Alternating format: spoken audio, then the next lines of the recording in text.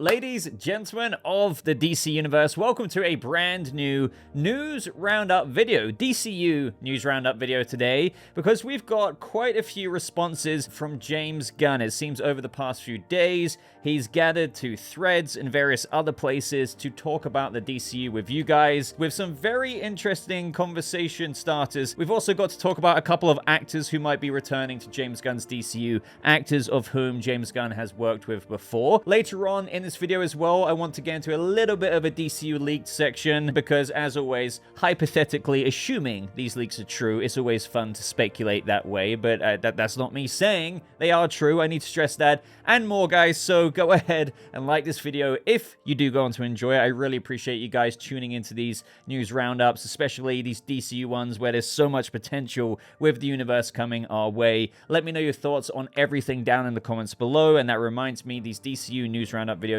are timestamped, so if you want to skip around, feel free to do so. Hover over that video bar, but at the same time, I do recommend sticking through the whole video so you can be up to date with every little last tidbit, pretty much brand new up until today's date. So starting at the very beginning here, let's go through the various posts that James Gunn has done on Threads, actually replying to some of you, maybe one of you watching right now. So here we had this user say, "Hey James, is this true? Can you debunk it, please?" And what we're really looking at with that link they posted is this Twitter account known as the Brave and the Bold News. And to be fair, kudos to them, they said Rumour, the Brave and the Bold. So they didn't state it as if it was actually true, which is a bit of a pet peeve of mine. And surprise, surprise, the rumor is surrounding Jensen Ackles with this potential rumor leak to play Batman/Bruce Wayne. I know how many of you guys want Jensen to play Bruce Wayne in the DCU. Then the next most popular fan cast, Yvonne Walton to play Robin/Damian Wayne. I think, I've seen that a billion times before as well.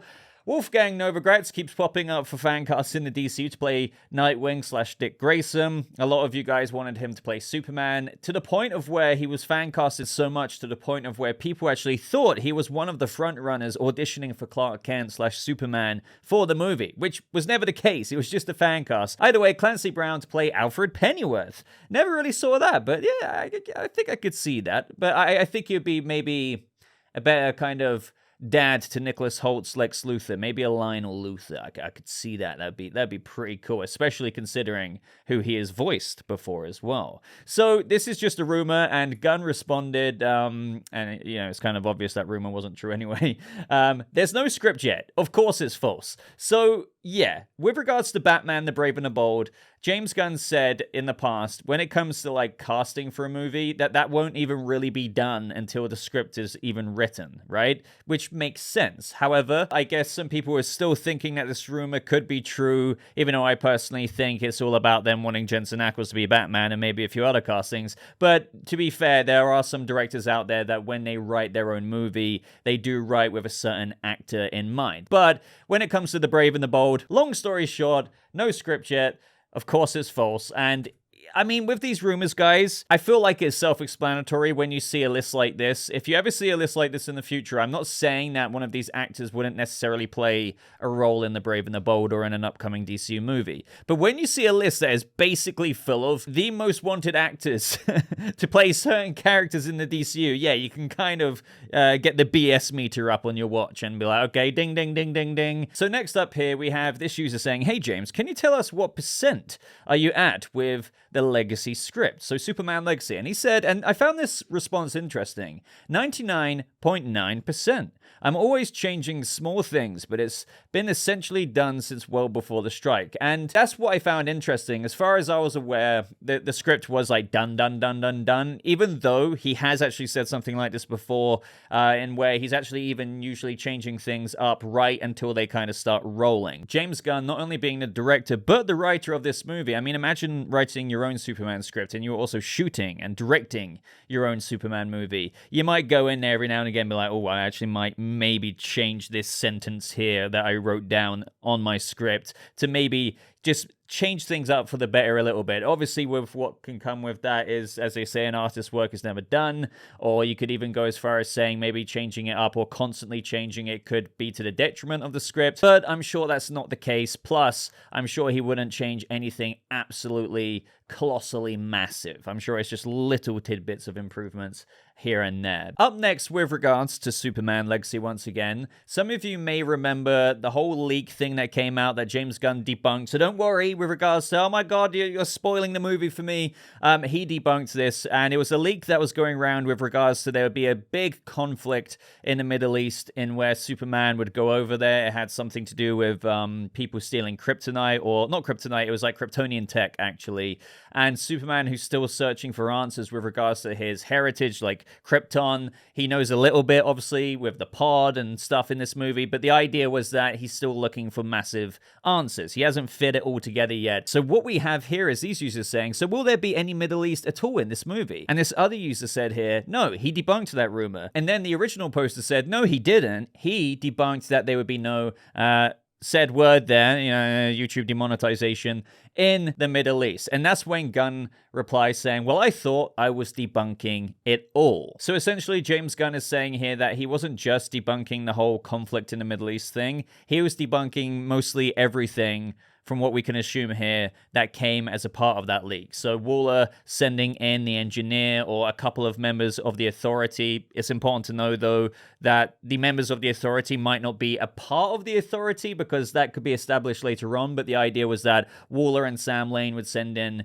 a couple of people on their payroll, such as the engineer, to deal with Superman and what the heck is going on with that situation. I would still like to say, like from my take here, I do think that there's a likelihood that some of that original leak could be true, just in terms of the idea of that. I do think it would make sense, maybe in some capacity, knowing that the engineer is in this movie, that there could be one or two other Authority members in this movie. Now, this would still pertain to the truth of what James Gunn said before and how he said, I never said the Authority would be in the movie, even though that's a whole rabbit hole he can get down in of itself with regards to James Gunn saying that is true. He never said that, but that doesn't mean that they won't be in it, if you're still with me. Also, since we know for a fact an Authority member is in the movie, well, that doesn't mean that there might not be one or two more members in there. Secondly, it doesn't mean that the Authority as a team right now within the DCU even exists. You might have members of the Authority, like the engineer, being in Superman Legacy, but by the end of the movie, or,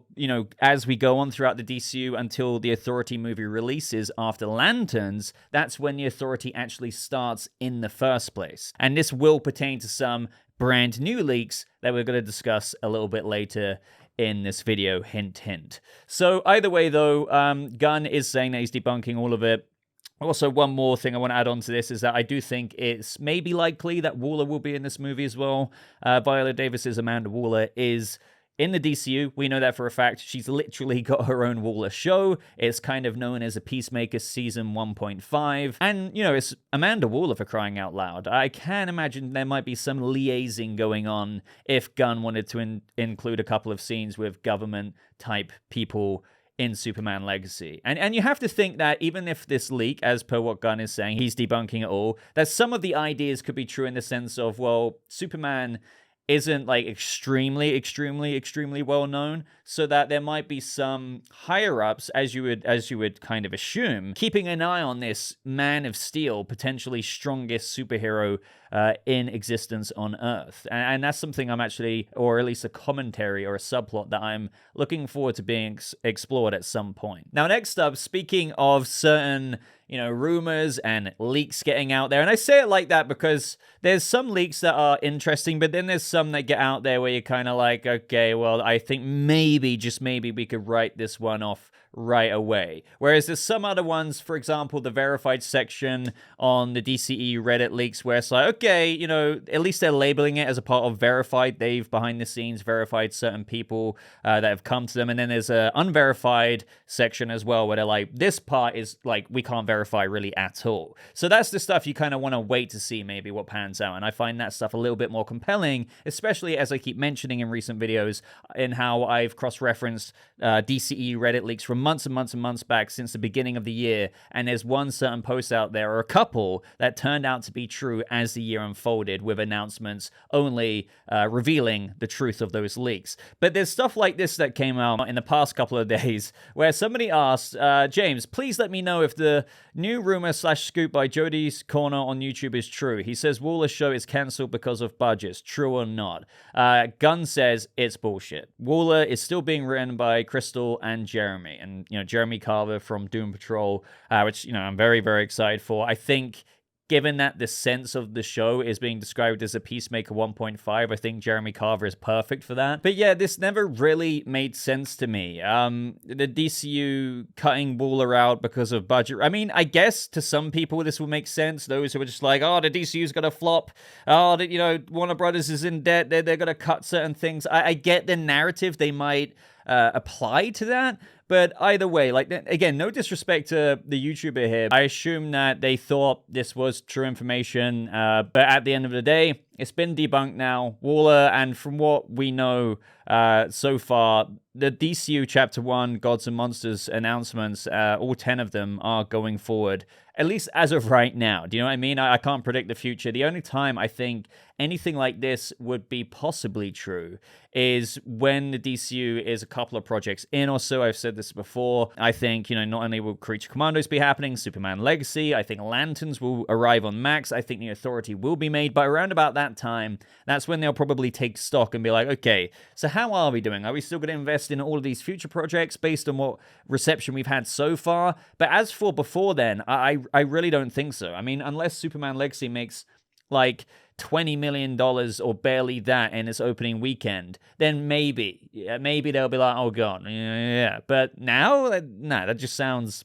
like a strange ass rumor. So up next, we have Lee Pace Batman here saying, is it accurate to say that you advocate for DCU's Batman to be played by someone under 40? Lots of people keep claiming that. And James Gunn replied, you'll have to wait till we actually cast for those types of answers. So I think the reason why Lee Pace Batman here is saying this is because naturally, given what we've heard so far about Gunn's thoughts on Batman, and there's not a lot out there, but he said things like, I only said that Batman might, keyword being might, be a couple of years older than Superman. A lot of people don't want Batman to have a big age gap from that of Superman's age, because we know that Superman and Superman Legacy is going to match David Corenswet's real life age, so he's going to be around 31-ish in the movie. So that's why lots of people are also thinking, okay, well, Batman's not going to be like 48 years old, if you know what I mean. He's most likely going to be in his 30s. And I've said that myself, just with regards to, I don't think he's going to be 32. But if they even want, and I'm not pretending to know this because I'm going off of speculation of, for example, chronologically adapting a Bat family as best as they can. And I go and base that off of what James Gunn and Peter Safran have said, and that is that we're getting a Bat family in the DCU. That is plural. That means just more than Dick Grayson. But that doesn't mean, and this is what I'm trying to say as well, I could be wrong, that doesn't mean we're going to get Jason or Tim Drake at the same time. It could be Barbara and Dick and Damian or something like that. But I do think it will be at least 3 people. So I've said I do think they can do Dick Grayson. I do think they can do Barbara in those first 6 years of Batman training Dick. As of year 3 onwards, around about 34 years old, he trains Jason Todd after Nightwing leaves. But I wouldn't be remotely surprised if they skip over Tim Drake and Bruce is around 34, 35 when about Damian Wayne comes in. I don't know. We don't need to go down that whole Batman age rabbit hole again. But this is a big topic of conversation. It's a big topic of conversation with you guys in my DCU discussion series videos. It's just fascinating, obviously, to think about. Is Batman going to be much, much older? Is he going to only be a couple of years older? Is he going to be mid-30s to late 30s if you are assuming that James Gunn is going to adapt multiple Bat family characters? I don't know. But Gunn here is just ultimately you're just going to have to wait until we cast for those types of answers. I think it is a fluid situation, believe it or not. No matter what anyone is going to say in this comment section, saying, no matter what, I don't want Bruce to be that much older. He's got to be around 33 at the very least. don't necessarily believe that. I mean, they could get a 33-year-old actor, someone like Nicholas Hoult, or someone around Robert Pattinson's age when he was first cast. But they might also just be like, oh, well, this actor who's 42 doesn't look that old. He can play a mid-30s looking person, or even 44. And they might also just never plan to properly, in dialogue, concentrate on Bruce's age in the movie. Do you know what I mean? I think mainly they want to just find the talent that really is Batman to them. Can he play a good Batman for the next 8 to 10 years? And I think that's their, honestly, that would be their priority over, okay, we need to find an actor who's literally 32 years old and still can maybe at least have trained Dick, Barbara, or maybe Cassandra Cain, and maybe Jason. Maybe we might skip out on Tim, and that way we can, no, I don't think they're obsessing over that. So, yeah. It's really up in the air right now. I know some of you are so convicted in, no, they're going this way. Some of you are like, no, I reckon they could definitely go that way. I've got my ideology about it that I've put out there, and if you want to check that out, check out my most recent DCU discussion series video, in where if they wanted to adapt most of the Bat family up until Bruce's mid-30s to late 30s, I think they can do that with a couple of little changes to still keep Bruce around 35-ish. And ultimately, that's still where I would throw the dice. But who knows? They could skip out someone, and that could keep Batman around David Corenswet's age. Feel free to talk about it in the comments below, but we have talked about this quite a bit. But Gunn is like, well, you're going to have to wait and see. And it's going to be really interesting if he does actually cast someone like Lee Pace, Batman, because Lee Pace is around 44 years old by the time The Brave and the Bold actually starts filming. He might be, you know, coming on 47, 46, 47. But again, believe it or not, to some of you that might be like egregiously like, wait, what? No, they have to cast much, much younger, like Richard Madden or someone like that. But until that script is written, ladies and gentlemen, which won't be for a hot minute in terms of also when they start casting, we're gonna be, I think, going around in circles about the Bruce Wayne age thing for quite some time. I find this next one very interesting, and maybe I'm reading into it a bit too much, but we have this user here saying, can you say anything about Circe? And he's asking that for a specific reason that we're about to get into, and Gunn just says, she's mean. Now, the reason why this user is asking about that and why it's interesting is because we know that Anya Chalotra, even though it hasn't been officially announced, like in a Deadline or Hollywood Reporter kind of thing, has been or is cast as Circe in Creature Commandos. And that means because she's a DCU character in animation, these actors, or should I say characters, will reprise their role if Gunn wants them to be in a role in some other movie in the live action. And Anya Chalotra is quite a cool casting, and Circe's quite a big character in DC lore. So I do have this instinct that someone like Anya Chalotra, and if you don't know who she is, she played Yennefer of Vengerberg on Netflix's The Witcher. I can really imagine her as Circe. It's pretty damn awesome. So the thing is, Gunn responding here saying she's mean doesn't mean he's confirming that Anya Chalotra is Circe. He's just saying the character's mean. But the thing is, the reason why the Anya Chalotra thing is quite a concrete thing that people found out about, all while it hasn't been officially announced. On Anya Chalotra's CV, or as I'm sure other people would say, resume on Spotlight, it says that one of her voice acting roles as of late was on Creature Commandos as the DC character Circe. And this isn't something as simple as, oh, anyone can edit IMDb or Wikipedia. This is literally an industry website where actors and talent put their work on there. It's a very, official thing for casting directors and people in the industry to kind of sift through and find someone, etc., etc. So this is kind of, as I've said before, one of the most legit ways that news can get out there. And it got out as well just through Anya Chalotra fan pages. It wasn't necessarily from like a DC bank of fans, if you will, like looking into all of this. It was one of those fan pages that follows anything and everything Anya Chalotra does. So they have access and a subscription or something to the Spotlight website. So through them posting about it, eventually got over to our fandom, if you know what I mean. And we're like, oh, wait, this is actually bigger news than what the Anya Chalotra fan page even realized. So either way, guys, a bit of a ramble there. But yeah, I don't think Gunn really wants it out there. I think with the cast list of Creature Commandos, from David Harbour to Frank Grillo to others, they've been announced. But I think Anya Chalotra's Circe was meant to be not like a massive surprise, because I don't think that would make people's jaws drop to the floor necessarily, but I think it just wasn't really meant to get out there. And what's also cool about this as well is it could be kind of big with the introduction of that character in Creature Commandos, because she is a Wonder Woman villain. And this could be the first stepping stones to whatever the heck, and I really do mean that, whatever the heck is going on with Wonder Woman in the DCU. Now, this next one is also, as per all of these, to me, interesting.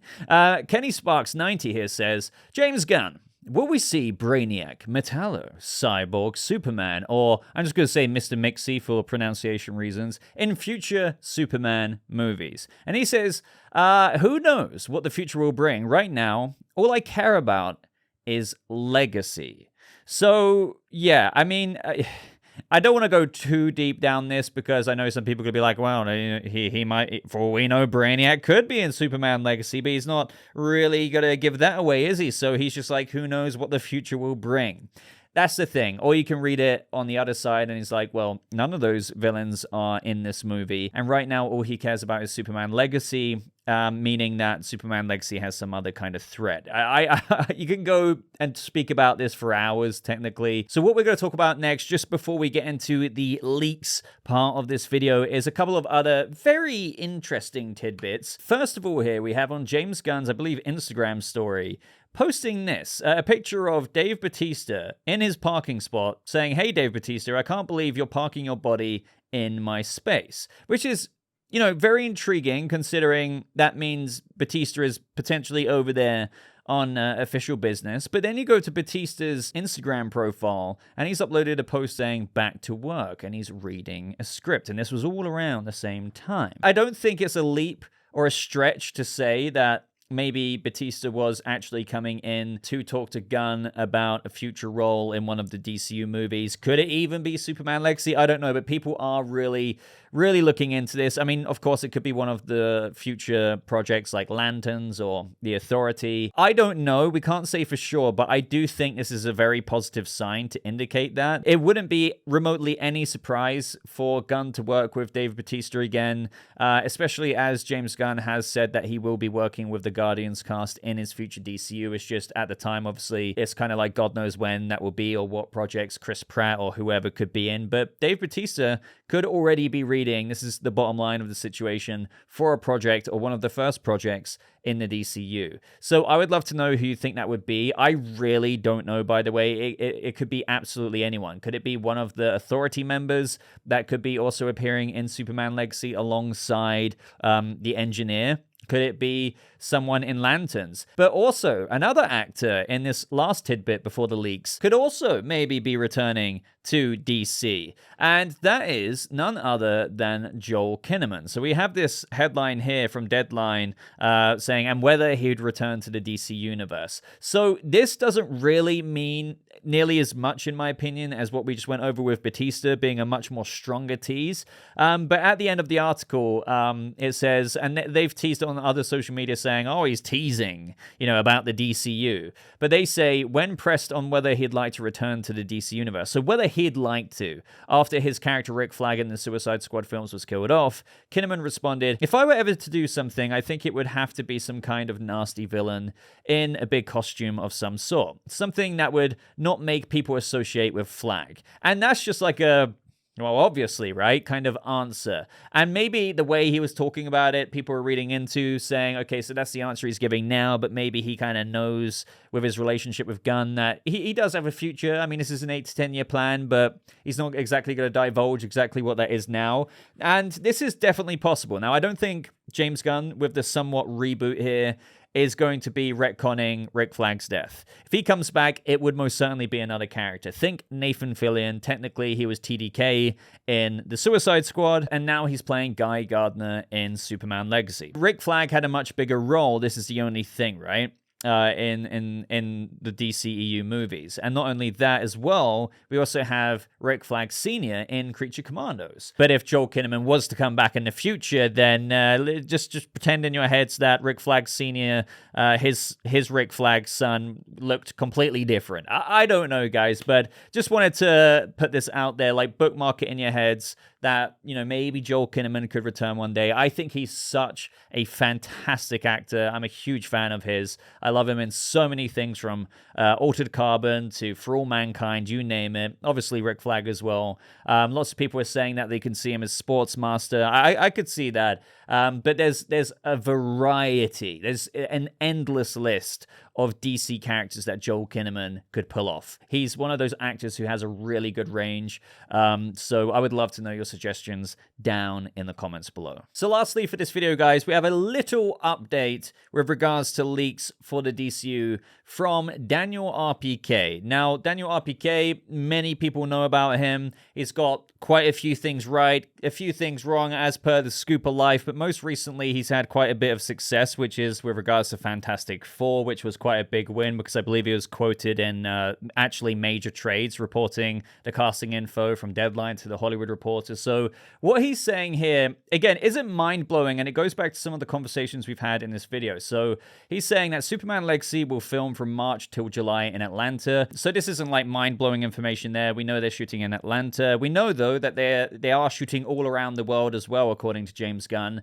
And what's also interesting is that they are casting for these roles. So what we have here is what we've been speculating about for some time, again, hypothetically assuming this is true. So they are casting for these roles, the Doctor and Jack Hawksmoor. So right there are two more members of the Authority. So as, again, what a lot of us were theorizing about is that the Engineer wouldn't be the only Authority member in this movie. Now, without repeating myself so much from earlier, even though I'm calling them Authority members, I wouldn't be surprised if the Authority isn't actually formed in Superman Legacy. It's just that members of the future Authority team, let me phrase it that way, are in this movie. Now, not all of them, because the Engineer, the Doctor, Jack Hawksmoor, all of those characters wouldn't make up the whole team. That would be 3. So I do think, yeah, by whatever transpires in the plot of the movie, by the end of the movie, they're like to each other, okay, Superman's left a legacy for us to follow. Shall we start our own Authority team? Or maybe it won't go that way because the Authority are kind of,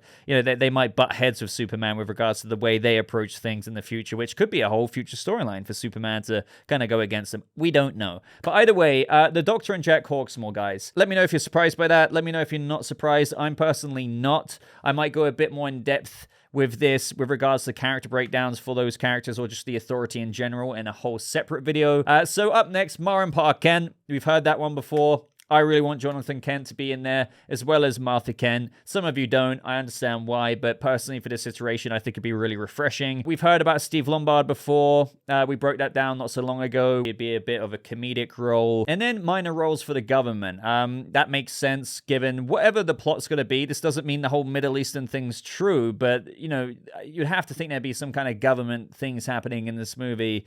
It's almost inevitable with how Superman isn't a veteran, and with whatever could happen in the plot's gonna raise some eyebrows, whether that's from the military with, I don't know, Superman fighting this threat, wherever it is, you have to think that's gonna happen. And then minor roles for Daily Planet and Metropolis residents. That one's self-explanatory.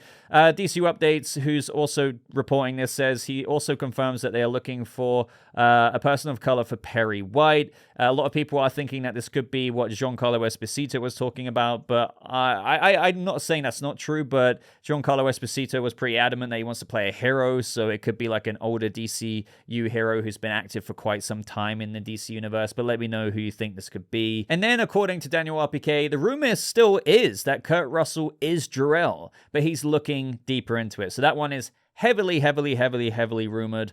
Lots of people kind of prefer him to be Jonathan Kent rather than Jor-El. I've seen some people say on the Reddit page where this was posted that, I don't know, is it kind of strange to have a 72-year-old Jor-El with an infant son? And I was like, yeah, maybe. I mean, maybe it does make more sense for him to be Jonathan Kent with Clark being the age he is in the movie, already being Superman, with Kurt Russell being 72, rather than that of, obviously, Jor-El being 72, because whatever form we see Jor-El in the movie, it would probably be a reflection of what he was like when Clark was a baby on Krypton. So I think that's what people are going for there. I mean, it's weird. I think I can see Kurt Russell easily as Jor-El. And who's to say that he wasn't having a good time at 72 years old and bringing in Clark Kent into the world, or should I say Kal-El to them. But yeah, maybe he is more Jonathan rather than Jor-El. But I guess we're going to have to wait and see, because this rumor's been quite persistent for some time. But let me know down in the comments below, who do you see him more as, or who would you like him to be? Jonathan or Jor-El? Anyway, though, ladies and gentlemen, that is absolutely everything from me today. Let me know your thoughts on everything we discussed in this quite rambly, as usual, DCU News Roundup video. If you liked it, would really appreciate it if you hit the like button. Consider subscribing to never miss out on a future DCU news update. Thank you so much for watching. I hope you have a lovely rest of your day, and I'll see you people of the DCU in the next video. Goodbye.